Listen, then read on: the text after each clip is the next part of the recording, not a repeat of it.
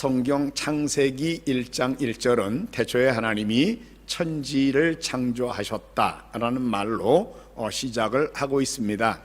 성경 전체는 하나님이 주인공으로 어떤 일을 하시고 계셨나, 이미 하셨나, 그리고 하시고 계시는가 하는 것에 대한 내용을 말하고 있습니다. 그래서 성경의 전체의 주인공은 하나님이십니다. 그리고 성경 전체가 하나님의 목적, 하나님이 어떤 일을 어떤 목적으로 이루시는지를 분명하게 말씀하고 계시는데, 특별히 천지 창조에 나타난 하나님의 목적, 하나님의 영광, 이것을 우리가 보게 되고요. 또 특별히 예수 그리스도를 통한 구속을 통하여 하나님이 또 어떤 일을 하셨는가도 우리가 보게 되고, 또 사실은 인류 역사 속에서 하나님이 구체적으로 어떤 역사를 하셨던가 하는 것은 우리가 일반 세계사를 통해서도 볼 수가 있습니다. 전체적으로 하나님은 하나님 자신이 어떤 분이신지를 분명하게 보여주셨고, 거기에 대한 반응으로 사람들이 그 하나님이 전지전능하시고 거룩한 분이고 좋으신 분이고 모든 것을 주도하시되 그분의 목적대로 주도하시는 하나님이라는 것을 하나님께서 보여주시기를 원하셨습니다. 그리고 그렇게 하셨습니다. 거기에 대한 반응으로 우리가 그 하나님을 알고 예배하고 찬양하게 그렇게 되기를 우리 하나님이 기대하고 계신다라는 겁니다. 그래서 성경의 천지창조나 예수님의 구속이나 또 그 외에 미래의 천국에 관한 내용이나 이런 내용들을 다 보면은 거기에는 하나님의 영광이 너무나도 분명하게 잘 나타나져 있습니다.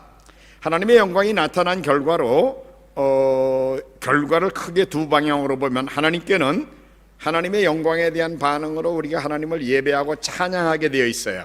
이것이 또 하나님께서 기대하셨던 대로 실제로 이루어지는 일이고, 그래서 여러분들과 저는 지금 모여가지고 하나님을 찬양하고 예배하고 있는 것입니다. 그리고 사람들이 실제로 죄 용서받고 구원받고 하나님 나라의 백성이 되고 영원한 하나님 나라의 복을 누리도록 그렇게 되어 있습니다. 하나님의 영광에 대한 열정, 이것이 우리의 이번 7월 달의 표어입니다. 하나님의 영광에 대한 열정. 우리가 하나님의 영광을 봐야 돼요. 하나님의 영광에 대하여 인지하고 거기에 대한 반응으로 하나님의 영광에 대한 열정을 가진 하나님의 자녀들이 되어야 됩니다. 열정이라는 단어를 말할 때에 그 열정이라는 단어에 숨겨진 의미는 우리가 이 하나님의 영광에 대하여 분명히 그 가치를 아는 것이 먼저 전제돼야 됩니다. 정말 하나님의 영광 너무 귀한 거야, 우리가 아는 거죠, 지식으로. 그 다음에 알 뿐만 아니라 하나님의 영광이 드러나야 돼, 하나님이 영광 받으셔야 돼 라는 데 대한 마음으로부터 그것이 그렇게 되기를 바라는 소원이 우리 속에 있어야 됩니다. 그리고 그것이 소원으로만 있는 게 아니고요, 그렇게 되도록 내 나름대로 최선의 노력을 하는 거, 스트럭을 하는 거, 이런 일이 있을 때에 우리는 그런 상태를 가르쳐서 열정이 있는 거라고 말하는 것입니다. 하나님의 영광의 중요성, 그 가치를 알아요. 하나님이 영광을 나타내고 하나님의 영광이 드러나기를 원해요. 그것이 원하기를 마음으로 원하기만 하는 게 아니라 그렇게 되도록 내 나름대로 최선의 노력을 해요. 바로 이것이 우리가 이 열정에 대한, 하나님의 영광에 대한 열정에 사로잡힌 자라는 말의 의미입니다. 우리 모든 성도님들은 하나님의 영광에 대한 열정에 사로잡힌 사람들이 당연히 되어야 됩니다. 왜? 그게 너무나도 당위적인 것이기 때문에, 당연하신 것이기 때문에 그렇습니다. 우리 하나님이 우리들에게 기대하시는 것으로 하나님께서 계명을 주셨는데요, 온 율법과 선지자의 대강령이라고 하는 가장 중심이 되는 가르침이 있는데, 그거를 우리 예수님께서 마태복음 22장 37절에 이렇게 요약해 주셨습니다. 예수께서 이르시되 내 마음을 다하고 목숨을 다하고 뜻을 다하여 주 너의 하나님을 사랑하라 하셨으니 이는 크고 첫째 되는 계명이다. 우리 하나님의 자녀들, 하나님의 백성들 가장 중요하게 여기고 해야 되는 게 뭐예요? 하나님 사랑한다 그 말이에요. 어느 정도로요? 내 마음을 다하고 with all your heart, 우리 마음을 다해서, 목숨을 다하고 with all your soul, 그리고 뜻을 다하여 with all your mind. 그러니까 우리의 마음, 목숨, 뜻을 다해가지고 하나님을 사랑하라 라는 게 성경이 우리들에게 말씀하는 가장 크고 첫째 되는 계명이라고 말하고 있습니다. 이것이 우리 하나님이 우리들에게 기대하시는 거예요. 예수님이 너희는 이렇게 기도하라 라고 기도를 가르치실 때에 주기도문에서도 사실은 주기도문은 우리의 기도 제목으로 중요한 것만 아니라 우리의 삶에서 무엇을 제일 중요하게 여겨야 할지를 가르쳐 주시는 말씀인데 뭐라고 그러십니까? 너희는 이렇게 기도하라. 하늘에 계신 우리 아버지여, 이름이 거룩히 여기심을 받으시옵소서. 하나님의 이름, 하나님의 영광, 하나님의 명예, 이것이 나타나게 되는 일을 가장 먼저 구하라라고 말씀하신 것입니다. 그래서 사실은 우리 예수 믿는 모든 하나님의 자녀들에게 가장 중요한 건 하나님 사랑하는 거예요. 하나님의 이름을 존귀하게 만들어 드리는 거, 이것이 바로 가장 중요한 것이다 그 말입니다. 여기에서 이제 가장 중심이 되는 단어가 영광이라는 단어가 나오는데요, 이 영광이라는 것은 본질적인 가치 면에서 또 아름다운 면에서 탁월함에 대한 것을 영광이라는 겁니다. 보통 사람이 가지고 있는 수준은 영광이 아니에요. 그냥 있는 거예요. 축구, 저도 공 찰 줄 알아요. 그러나 손흥민의 영광은 축구에, 그 축구 실력에 그의 영광이 있어요. 얼음 위에서 춤추는 거, 김연아 선수의 영광은 바로 거기에 있는 거예요. 그 방면의 탁월함, 바로 어떤 가치 있는 일, 아름다운 일의 그 탁월함, 이것이 바로 그 영광이라는 것인데, 우리 하나님이 가지고 계시는 이 하나님의 이 탁월함, 우리도 지식이 있어요. 그러나 하나님은 전지하셔요. 저도 이거 하나 정도 들 정도 힘은 있어요. 그러나 우리 하나님의 힘은 전능해요. 바로 이게 하나님의 이 탁월함, 이거를 보여주는 거죠. 저도 조금 착한 면이 있어요. 그러나 하나님은 온전히 거룩하셔요. 저도 선한 면이 좀 있어요. 착한 면이 좀 있어요. 그러나 우리 하나님의 좋으심은 완전한 좋으심이에요. 이런 면에서의 이 하나님의 이 탁월한 속성이라고 한다든지 성품이라고 한다든지, 바로 이것이 바로 하나님의 영광을 보여주는 그런 내용이다라는 것을 우리가 너무나도 잘 압니다. 그래서 우리가 하나님의 영광에 대한 열정을 가지려고 그러면은요, 하나님의 영광을 먼저 알아야 돼요. 그렇죠? 모르면서 하나님을 영화롭게 하고 하나님을 찬양할 수는 없잖아요. 그래서 하나님의 영광이 나타나는 두 방향이 있습니다. 먼저 하나님이 우리들에게 하나님의 모습을, 하나님의 그 탁월하심을 보여주시는 거예요. 이것이 하나님의 영광이 나타나는 첫 번째 방향입니다.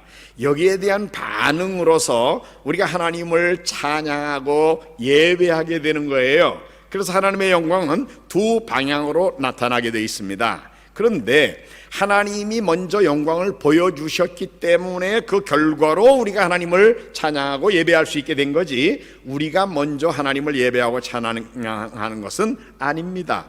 만일 하나님의 영광을 보지도 못하고 하나님의 영광을 알지도 못하면서 하나님을 막 찬양하고 그런다 그러면은 그거는 그저 입에 발린 찬양이고요, 마음 중심으로서 나온 찬양이 아니거든요. 마치 그저 공산권이나 독재 정권 사람들 앞에서 그 독재자를 막 찬양하고 막 소리 지르면서 높이고 하다가 막 기절까지 하고 그러는 모습을 보여주는데, 왜 그래요? 괜히 그렇게 안 했다가는 나중에 동무는 반동이요 그래가지고 나중에 숙청당할까봐 억지로 하는 그런 종류의 찬양과 그런 종류의 예배는요, 우리 하나님이 그런 예배를 받기를 원하시는 분은 아니셔요. 하나님은 우리를 만드실 때에 하나님을 닮은 하나님의 형상대로 지정의를 갖춘 존재로 창조하셨습니다.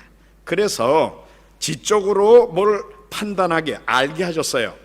아는 결과 가치가 있는 게 알아져요. 그리고 그것에 대하여 감격해요. 정서적으로 와 정말 하나님 그런 분이군요. 너무 감격해요.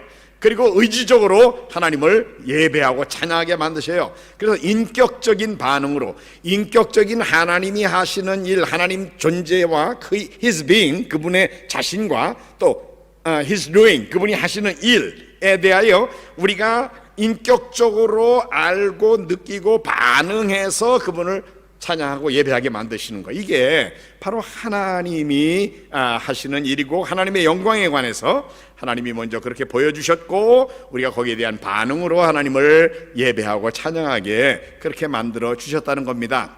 그래서 하나님이 먼저 우리들에게 하나님의 영광을 보여주셨어요. 먼저는 창세기 1장 1절에서는 태초에 하나님이 천지를 창조하시니라 라는 말로 분명하게 말하고 있습니다. 오늘 우리가 읽은 시편 19편 1절에도 하늘이 하나님의 영광을 선포하고 궁창이 그 손으로 하신 일을 나타내는도다 이렇게 말하고 있습니다. 하늘이 이 하늘이 하나님의 영광을 나타내 보여주고 있다는 거예요. 여러분, 이게 뭘 보여주는 겁니까? 하나님의 영광 중에 이 하늘이 뭘 보여주고 있나요? 이 우주 만물을 한번 잠깐 보겠습니다. 이 하늘을 한번 보겠습니다. 우리가 아는 대로 얼른 태양계를 떠올려 보세요. 태양계 하면은 우선 떠오르는 게 뭐가 있습니까? 지구와 태양과의 거리 같은 거죠. 이게 얼마나 정확합니까?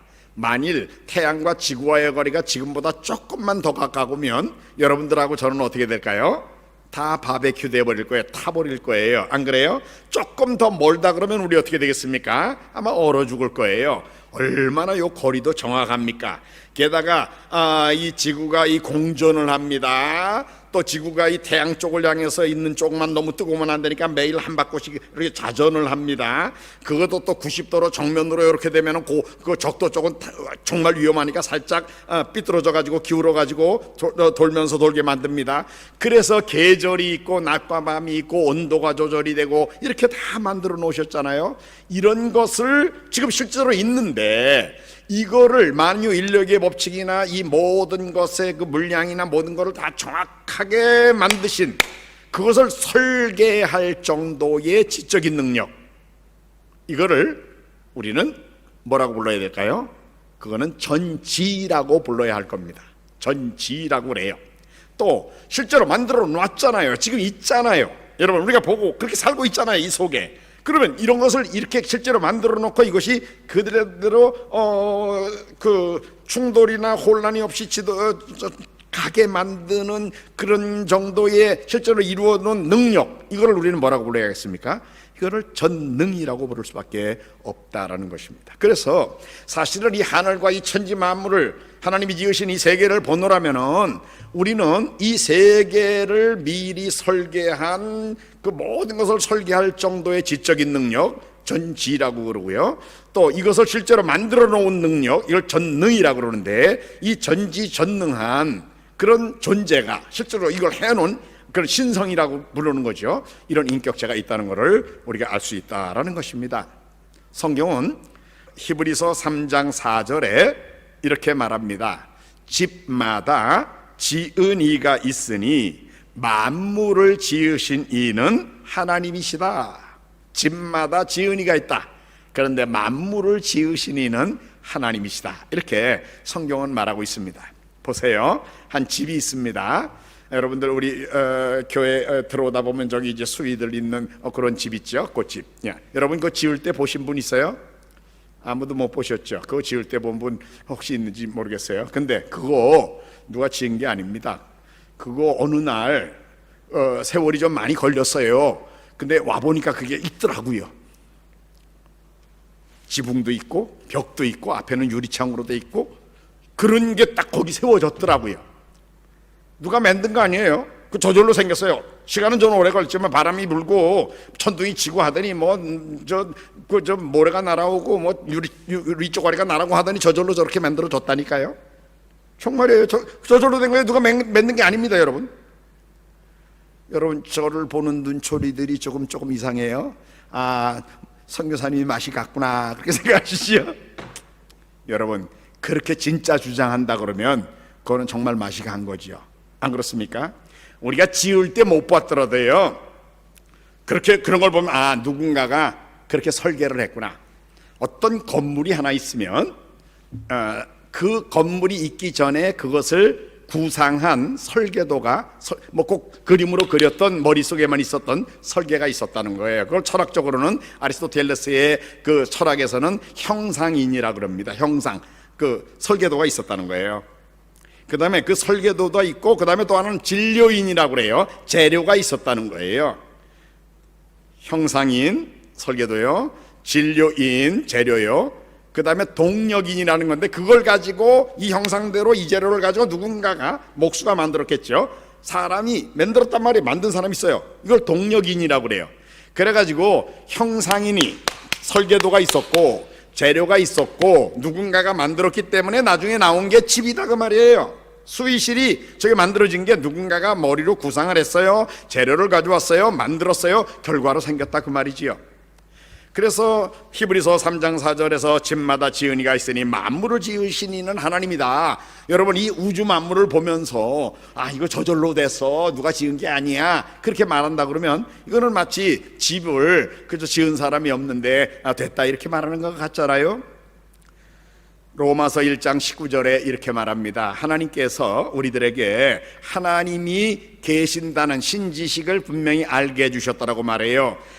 이는 하나님을 알만한 것, 하나님의 알만한 것, 이거 신지식을 말하는 겁니다. 이것이 그들 속에 보임이라. 하나님께서 이를 그들에게 보이셨느니라. 하나님께서 모든 인류들에게, 모든 사람들에게 하나님에 대하여 신지식을 가질 수 있게 만들어 주셨다는 거예요. 근데 이 단어가 그 로마서 1장 19절이 이렇게 되어 있습니다. Because God has made it plain to them. plain하게, 쉽게 이해할 수 있게 하나님이 보여주셨다 그 말이에요. 그러니까 우리 인류는요, 정상적으로 보기만 한다 그러면은 하나님의 이 그 전지전능한 능력을 볼 수 있게 되어 있는 거예요. 그리고 그 다음 절에 뭐라고 말합니까? 로마서 1장 20절에 창세로부터 그의 보이지 아니하는 것들 곧 그의 영원하신 능력과 신성이 그가 만드신 만물에 분명히 보여 알게 됐다. 여러분 여기 잘 보세요. 언제부터요? 창세기부터. 처음 아담과 하와가 살기 시작했던 그때부터 지금까지 시간적으로는 사람들이 하나님에 대하여, 하나님의 영광에 대해서 볼 수 있는 기회가 이렇게 충분히 창세기부터 지금까지 보여주고 있어요. 어디에다 보여주셨다고요? 그가 만드신 만물 가운데. 만물이라는 건 모든 걸 가르칩니다. 나무를 보든지 꽃을 보든지 뭐 새를 보든지 뭘 보든지 우리가 보는 모든 것 속에서 우리가 볼 수 있다는 거예요. 뭐가 보인다고요? 그의 보이지 아니하는, 하나님 앞에서 우리 인간의 눈으로는 안 보이는 거지만 영원한, 보이지 않는 건데 하나님이 영이시기 때문에 우리가 눈으로 못 봐요. 그러나 보이지 아니하는 것들 곧 그의 영원하신 능력, 영원하신 능력, 하나님의 능력인데 이 하나님의 능력은 지적인 능력은 우리가 전지라고 부르는 능력이고요.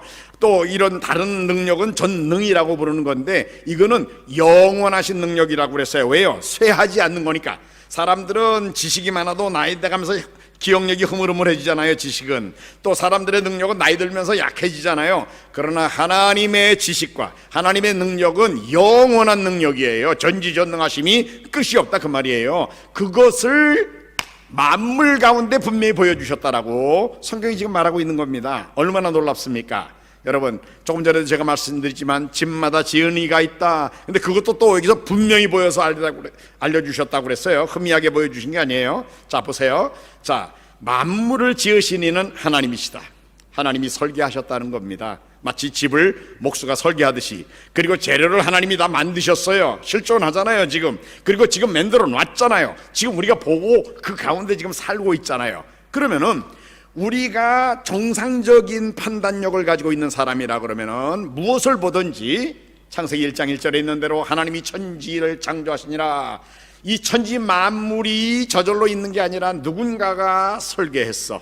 완벽한 지식으로 이 모든 세포 하나 속에 있는 그 DNA 하나까지도 다 정확하게 설계할 정도로 작은 것에서부터 이 우주의 만유인력의 법칙에까지 큰 것까지를 전체를 설계할 정도의 지적인 능력, 이거는 완전히 전지하다고 할 수밖에 없고, 그걸 실제로 만들어 놓은 능력은 전능하다고 할 수밖에 없단 말이죠. 그러니까 전지전능한 어떤 존재가 있는데 실제로 이렇게 만들어 놓고 지금도 혼란 없이 가는 걸로 볼 때에 그는 지정의를 같은 주체, 인격체라는 걸 우리가 알잖아요. 그래서 그걸 신성이라고 그럽니다. 그런 정도의 능력을 가지고 있는 지정의를 갖춘 인격체, 존재, 그거는 신이라고 할 수밖에 없으니까 그걸 신성이라고 하는 거죠. 그래서 하나님이 그의 만드신 이 창조물, 피조물들 가운데 하나님의 영광을 분명하게 나타내 주셨는데, 거기서 말하는 하나님의 능력은, 하나님의 영광은 전지한 분이 분명히 이 우주 만물 배후에는 있다. 전능한 분이 분명히 있어. 그분은 실제로 이런 일을 하는 걸로 볼 때에 살아있는 존재야, 지정의를 갖춘 그런 존재가 있어 라는 것을 우리가 분명히 알게 됐다, 그 말입니다. 칼빈은 그렇게 말했습니다. 이 자연계가 바로 하나님을 우리들에게 보여주는 거울과 같다. 사실은 우리가 우리 눈으로 하나님 못 보지만 이 자연계를 보면은 하나님을 우리가 거울로 보는 것처럼 볼 수 있다라고 말했습니다. 또 아리스토텔레스는 볼 수 없는 신은 그의 사역 자체로서 보여지게 된다. 우리가 우리 하나님을 우리 눈으로 볼 수는 없지만, 또 아리스토텔레스는 기독교인은 아니지만 그도 분명하게 신이 있다는 것은, 전지전능한 신이 있다는 것은 우리가 부인할 수 없다. 철학적으로도 분명하게 그렇게 보여진다라고 말한 것을 우리가 알 수 있습니다. 그렇습니다. 하나님께서는 하나님 자신의 영광을 우리들에게 보여주셨어요. 모든 피조물들 가운데 창세로부터 지금까지 분명하게. 그래서 우리는 무엇을 보든지 이것을 설계할 정도의 지적인 능력, 전지한 분, 이것을 실제로 만들어 놓은 분, 전능한 분, 와, 그분이 계셔. 그분은 분명히 살아계시는, 지금도 역사하시는 그분이야. 그러니까 그런 하나님의 영광에 대한 인간 수준이 아니라 이 탁월한 지력과 탁월한 능력에 어떤 신적인 존재가 있다는 것을 우리가 인정할 수밖에 없는데, 창세기 1장 1절은 그것이 바로 성경이 말하는 하나님이라고 분명히 말하고 있는 겁니다. 이렇게 하나님이 하나님의 피조물들 가운데, 만물 가운데 하나님의 영광을 나타내 주셨어요. 또 더더군다나 중요한 하나님의 영광을 나타내 주신 사건은 우리 인류를 구원하신 사건입니다. 이사야서 45장 21절에 보면은 우리 하나님 어떤 하나님이신지를 이사야서 45장 21절에 하반절에 이렇게 말합니다. 나 외에 다른 신이 없나니, 하나님 나만이 신이다 그러시면서, 하나님은 어떤 하나님이시냐? 나는 공의를 행하며 구원을 베푸는 하나님이다. 나 외에는 다른 신이 없다. 그러니까 여기 앞에도 나 외에는 다른 신이 없다, 뒤에도 나 외에는 다른 신은 없어, 그러면서 그 중간에 하나님이 어떤 유일한 신인가를 말하는데 공의를 행하는 신이다, 그러면서도 구원을 베푸는 신이야 라는 것을 강조해서 말하고 있습니다. 여러분, 우리 하나님의 놀라운 그 특성, 하나님의 그 탁월하심, 하나님의 그 영광 중에 하나는 공의로우신 분이라는 것입니다. 하나님이 창조를 하시고 창조자로서 또 모든 것을 통치하는 권한이 있으시잖아요. 그런데 하나님의 통치에 이 성품은, 하나님의 통치의 성격은 그분 통치하시는 분의 성품이 그대로 나타날 수밖에 없잖아요, 통치에는. 그런데 하나님의 통치의 이 첫 번째 특성이 여기 공의를 행한다고 그랬어요. 공의. 하나님이 거룩한 분이라는 겁니다.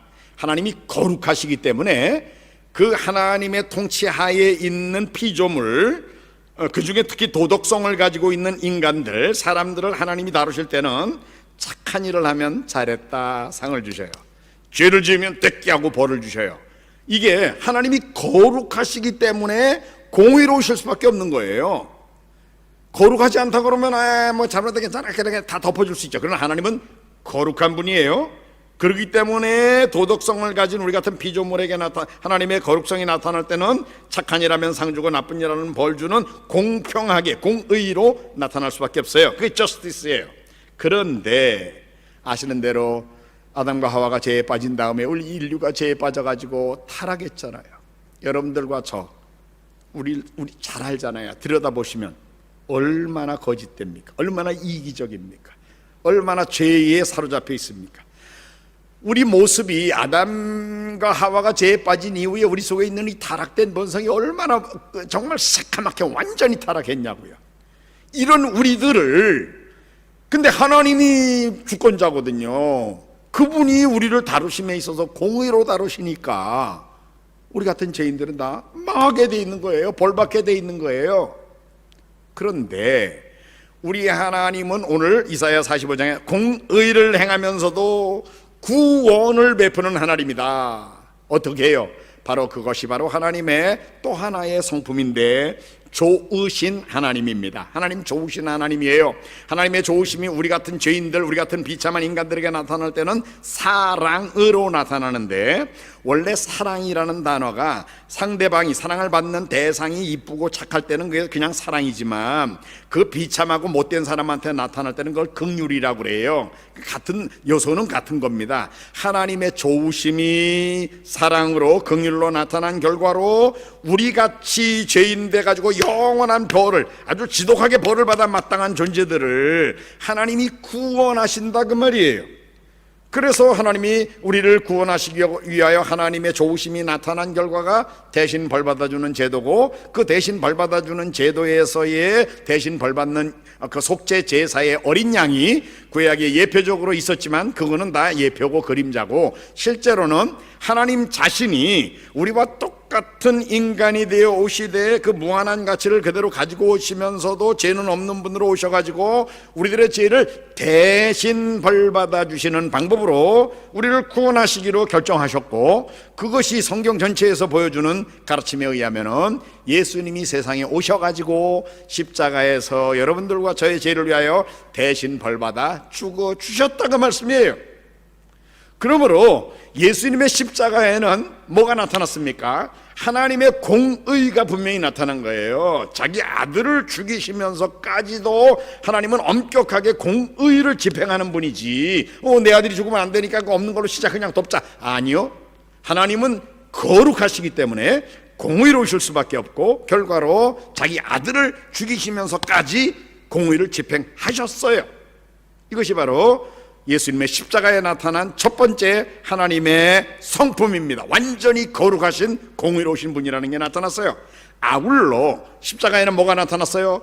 자기 아들을 죽이시면서까지도 여러분들과 저를 구원하려는 하나님의 좋으심이 사랑으로 긍휼로 분명히 또 나타났다고요. 그래서요, 예수님의 십자가에는 하나님의 거룩성이 공의로 분명히 나타나면서 동시에 하나님의 좋으심이 사랑으로 또 분명히 나타나가지고 자기 아들 예수님이 십자가에 죽게 하셨다고 말씀이에요. 그러므로 우리가 예수님의 십자가에 대한 내용을 성경 속에서 듣고 알게 된 우리들에게는, 성령께서 이것을 깨닫게 하셨을 때에는 우리가 너무 감격해서, 하나님의 은혜로 있을 데 없는 자 왜 구원해 주시는지 나는 알지 못한다. 나는 죄인인데. 그래서 하나님의 거룩성의 나타남인 공의와 하나님의 좋으심의 나타남인 사랑이 우리는 예수 그리스도의 십자가의 사건을 통해서 우리가 분명하게 깨달아 알게 되는 사건인데, 예수님의 십자가 사건이 바로 하나님의 이 영광, 하나님의 성품을 또 우리들에게 분명히 보여주시는 사건이다 그 말이에요. 아까 첫 번째로 하나님이 천지 창조 속에서는 전지전능하심을 보여주셨다고 그랬어요. 또 예수님의 십자가 사건에서는 하나님의 거룩성과 공의 그리고 하나님의 좋으심과 사랑을 우리들에게 분명히 보여주셨다고 그랬어요. 이것이 바로 하나님의 영광이 우리들에게 나타난 방법입니다. 그래서 하나님의 영광을 우리가 봤어요. 이제 여러분들과 저는 이 세상 만물을 보면서 하나님이 이 천지 만물을 지으실 정도의 지적인 능력 전지한 분이고 실제로 이루어놓으실 정도로 전능한 분이고, 예수님이 십자가에 달려 죽으신 걸 볼 때 그 아들을 죽이실 정도로 하나님은 공의로운 거룩한 분이고, 그러면서도 우리 같은 죄인을 구원하려고 그 큰 희생을 치른 걸로 볼 때 사랑의 하나님이라는 걸 알게 됐다 그 말이에요.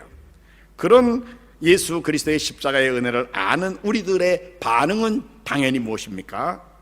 주 하나님 지으신 모든 세계 내 마음속에 그리워볼 때 하늘의 별 울려 퍼지는 대상 주님의 권능 우주에 찾네. 주님의 권능 영원하신 능력과 신성이 분명히 그 만드신 만물에 보여 나타나게 됐다 하는 게 우리들의 마음으로부터 깨닫게 될 때 이런 찬양을 드리게 돼 있잖아요.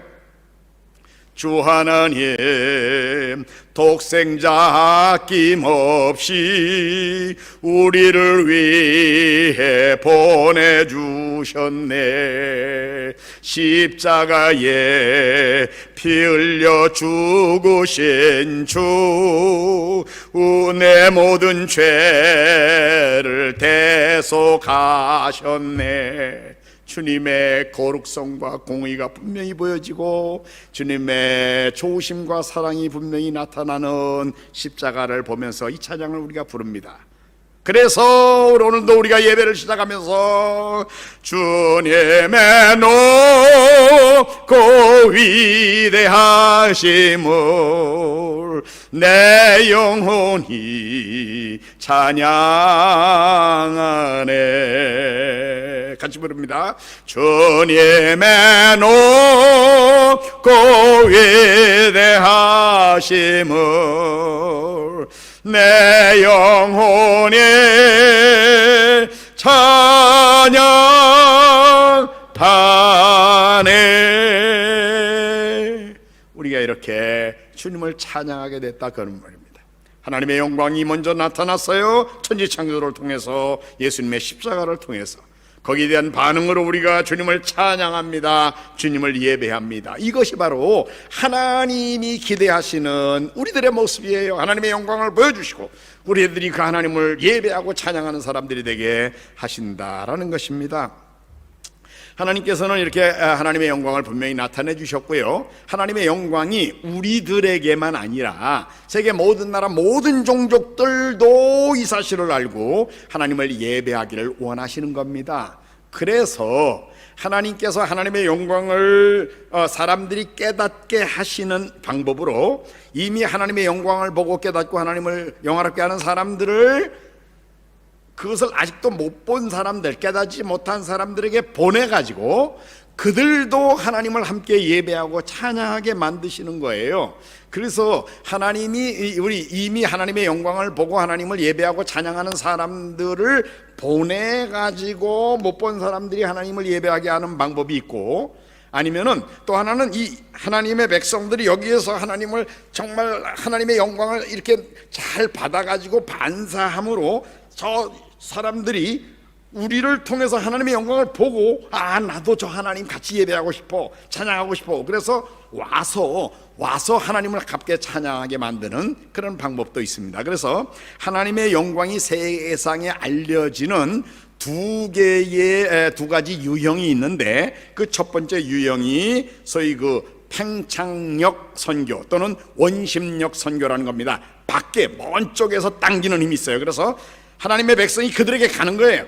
이스라엘 백성들이 구약 같으면 이스라엘 백성들이 이방 땅으로 가는 거예요. 가가지고 거기에서 하나님의 영광을 그들이 보게 만들어주는 거예요. 요셉이 애굽으로 노예로 잡혀갔습니다. 그렇지만 거기에 갔지만 하나님을 섬기는 요셉은 결국은 바로의 궁에서도 하나님의 영광을 나타내고 총리 대신이 됐어요.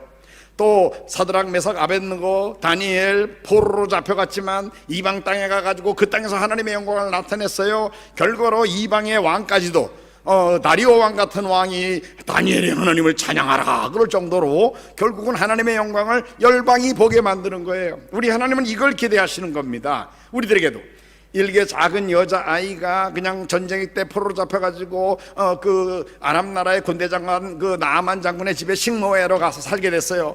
거기에서 이 나아만 장군이 나병 환자였잖아. 근데 이스라엘에 가면 그 엘리사라는 선지자가 있는데 이스라엘에 가면 나아만 장군도 병고침 받을 수 있을 텐데요. 그런 얘기를 해가지고 그 얘기를 듣고 이 나아만 장군이 와가지고 하나님을 경배하게 되잖아요. 그 조그만 어린아이지만 이방 땅으로 하나님을 아는, 하나님의 영광을 아는 사람들이 이방 땅에 갈 때에 거기에서 빛이 되고 소금이 되고 거기에서 하나님의 영광을 드러내는 사람들이 되는데, 여러분, 하나님은요, 하나님의 백성들을 일부러 이방 땅으로 보내서 복음을 듣지 못한 사람들에게, 하나님의 영광을 아직 보지 못한 사람들에게 보내가지고 거기서 하나님을 보고 하나님을 영화롭게 하려는 운동을 일으키시는데, 구약에도 물론 하나님이 보냈던 선지자 같은, 선지자지만 사실은 선교사인 요나 같은 인물도 하나님이 보내신 경우가 있긴 있습니다. 그러나 신약에 와가지고는 예수님이 제자들 너희는 가서 모든 족속 제자 삼아라, 그래가지고 온 천하로 말미암아 우리 하나님을 알고 예배하게 만드는 그런 날이 오게 하라고 보내는 일을 하셨는데, 우리는 비록 이 자리에 지금 우리 한인교회에 모여서 예배를 드리고 있지만, 우리 한국 사람들인 여러분과 저는 한국에서 인도네시아 땅으로 하나님이 보내셨습니다. 뭐 하라고요? 이 땅 백성들이 하나님의 영광을 보게 만들라고, 이 땅 백성들을 우리 하나님을 예배하게 만들라고 우리는 이런 보냄을 받고 원심력에 의하여 보냄받은 자들로 지금 여기 와 있다는 거 우리가 기억해야 됩니다. 어느 곳에 있든지 우리가 하나님의 영광을 본 자들로 우리가 하나님의 영광을 드러내게 되면 사람들이 같이 하나님의 영광을 보고 하나님을 예배할 수 있게 된다는 거 우리가 기억해야 되겠습니다. 또 하나의 방법은 사람들이 우리 속에 있는 하나님의 영광을 보고 다가오게 만드는 겁니다. 오라는 캄 스트럭처라고 해요. 오라 구조예요. 이거는 선교의 구심력인데, 예수 믿는 사람들이 빛이 되고 소금이 되면 사람들이 야, 나도 저들이 믿는 하나님 나도 믿고 싶어, 그래가지고 교회로 몰려오게 돼 있고 예수 믿는 사람들이 있는 곳으로 오게 돼 있다라는 것입니다. 모압 여인인 룻이 이스라엘로 이방 땅에서 와서 하나님을 섬기게 됐습니다. 그들이 온 거예요. 나아만 장군이 물론 그 어린 아이의 조그만 여자애의 계집아이의 말을 듣고 왔지만 와서 하나님의 영광을 본 거예요. 여러분, 남들이 하나님께로 와서 우리와 함께 하나님을 예배하게 만들라 그러면 우리가 어떻게 해야 되겠습니까? 우리가 빛이 되고 소금이 돼야 되는 거예요. 그래서 구약 성경의 이사야서 60장에는 이렇게 권면하고 있습니다. 이사야서 60장 1절에 일어나라, 빛을 발하라, 이는 내 빛이 이르렀고 여호와의 영광이 내 위에 임하였음이니라. 하나님의 빛이 너에게 왔다. 그러니까 너희가 일어나가지고 빛을 발해, 밖에서 보게. 2절에 보라, 어둠이 땅을 덮을 것이며 캄캄함이 만민을 가리우려니와 오직 여호와께서 내 위에 임하실 것이며 그의 영광이 내 위에 나타나겠다. 3절에 나라들은 내 빛으로, 왕들은 비치는 내 광명으로 나오게 될 것이다, 이렇게 말하고 있습니다. 바로 이것이 우리가 하나님의 영광을 받은 자들로서 이 영광을 반사해가지고 세상에 보여줄 때에 세상이 하나님의 영광을 향하여 그들이 우리 있는 곳으로 오게 된다는 거예요. 특별히 교회가 오늘날은 이런 역할을 해야 됩니다. 예수 믿는 사람들이 본을 보이고, 그래서 우리들 이웃에 있는 사람들이 나도 예수 믿고 싶어, 나도 자카르타 한인연합교회에 가고 싶어, 이런 마음이 들어가지고 오게 만드는 그런 일들을 우리가 보여줘야 된다, 그 말이에요. 그래서 원심적인 방법이든지 아니면 구심적인 방법이든지 하나님의 영광에 모든 사람들이 함께 보고 참여하게 만드는 이 일에 우리가 주님이 쓰시는 도구들이 되어야만 한다라는 것입니다. 다시 말씀드립니다. 하나님의 영광이 나타나는 두 방향이 있다고 그랬어요. 하나님이 먼저 영광을 보여주십니다. 천지 창조를 통하여 하나님의 전지하신 전능하심을 분명히 보여주셨어요. 예수님의 십자가를 통하여 하나님의 거룩하심과 하나님의 좋으심을 분명히 보여주셨어요.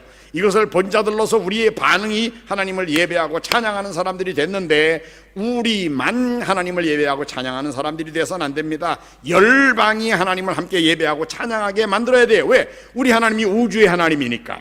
그래서 우리는 항상 우리들 자신의 하나님의 백성으로서의 신분의식을 분명히 다시 깨달아야 되겠습니다. 제가 거듭해서 말씀드리지만 베드로전서 2장 5절에 보면은, 베드로전서 2장 5절에 우리가 신약시대에는 우리 예수 믿는 사람들이, 구약시대에는 이스라엘 백성들에게 그런 특권을 주어졌습니다만은 지금은 우리가 베드로전서 2장 5절에 보면은 우리가 제사장으로서 뭐 하는 사람들이에요? 신령한 제사를 드릴 거룩한 제사장이 될지니라. 하나님을 예배하는 사람들이 돼야 된다라고 분명하게 말했고, 이것이 우리가 해야 되는 가장 중요한 일입니다. 하나님의 영광에 대한 반응으로 하나님을 예배하는 거예요. 또 하나는 9절에, 같은 베드로전서 2장 9절에 마지막에 보면은 그의 기이한 빛에 들어가게 하시니에 아름다운 덕을 선전하게 하려는 것이다. 하나님의 영광을 열방에 나타내는 일에 주님이 쓰시는 도구들이 우리가 돼야 된다는 것을 우리가 분명히 알아야 되겠습니다. 우리는 물론 구원받았습니다. 우리가 죄로부터 구원받았지요. 그러나 우리가 무엇으로부터 구원받았느냐가 더 중요하기보다는 더 중요한 것은 무엇을 위하여 구원받았는지를 우리가 알아야 됩니다. 뭐예요? 하나님의 영광을 예배하고 찬양하게 하려고, 하나님의 영광을 열방에 나타내려고, 그 일을 하게 하려고 하나님이 우리를 구원하셨다는 것을 우리가 깨달아야 되겠습니다. 그러기에 이미 구원받은 우리들은, 이미 하나님의 영광을 보고 지금 예배하고 찬양하는 우리들은 뭐 해야 되는 거예요? 다른 사람들도 열방이 위해 하나님의 영광을 함께 예배하고 찬양하게 만드는 일에 쓰임받는 사람들이 돼야 된다라는 것입니다. 그래서 고린도전서 10장 31절에는 이렇게 권면합니다. 그런즉 너희는 먹든지 마시든지 무엇을 하든지 다 하나님의 영광을 위하여 하라. 이제부터는 우리들이 무엇을 하든지, 공부를 하든지 직장에서 일을 하든지 자녀를 양육하든지 무엇을 하든지 우리들의 삶의 궁극적인 목표는 하나님이 영광 받으시게 만드는 겁니다. 이것이 바로 우리들이 하는 모든 일의 근본적인 동기입니다. 오늘 밥을 먹습니다. 뭐 하게요? 힘을 얻기 위해서, 힘을 더 뭐하게, 그래가지고 직장에서 일 열심히 하게, 일 열심히 해서 뭐하게, 결국은 하나님이 영광 받으시게 하는 거. 뭐 먹든지 마시든지 무엇을 하든지 하나님이 영광 받으시게 하는 거예요. 그리고 또 우리가 어떤 계획을 하면은 과업을 하나 정할 때에 목적이 하나님의 영광이 그 과업의 목표가 돼야 됩니다. 내가 이제 사업을 시작하려고 합니다. 그러면은 왜요? 하나님이 영광 받으시게 하는 일을 내가 보여주기 위해서요. 내가 우리 아이들을 특별히 교육을 특별히 이렇게 해보려고 합니다. 뭐하게요? 하나님이 영광 받으시게 만드는 일을 위해서요. 그러니까 우리들의 모든 과업의 목표가 하나님의 영광에 맞춰져야 됩니다. 아울러서 모든 종류의 우리들의 활동을 이 하나님의 영광이라는 것에 맞춰가지고 통합해야 됩니다. 모든 것을 종합적으로 하나님의 영광이 드러나게 되는 방향으로 통합하라고 말이에요. 교회 같으면 찬양대가 하나님을 찬양하는 일이나 교육부서가 아이들을 교육하는 일이나 또는 당회가 회의를 해서 어떤 의사결정을 하는 일이나 우리가 함께 예배를 드리는 일이나 모든 것이 결국은 하나님이 어떻게 하면 하나님이 더 영광을 받으시게 될까, 어떻게 하면 하나님의 영광을 더 드러내게 될까, 이런 것에 우리들의 모든 노력이 통합돼서 하나님의 영광이라는 것으로 초점이 맞춰지게 그렇게 해야 된다는 것입니다. 이것이 너의 하나님을 사랑하라, 이것이 첫째 가장 귀한 큰 계명이야. 너희가 구해야 될 것, 제일 먼저 구할 것 뭐야? 하나님의 이름이 존귀 여김을 받으셔야 됩니다라는 우리들의 기도와 우리들의 관심의 초점이 되어야 됩니다. 오늘 이후로 우리들의 삶을 하나님의 영광에 대한 열정에 사로잡힌, 그러면서도 우리들의 비전은 우주의 창조자이신 하나님을 섬기는 자에 의해 전 세계를 품은 그런 하나님의 백성들로 사시는 우리 성도님들이 모두 되시기를 주의 이름으로 축원합니다. 아멘.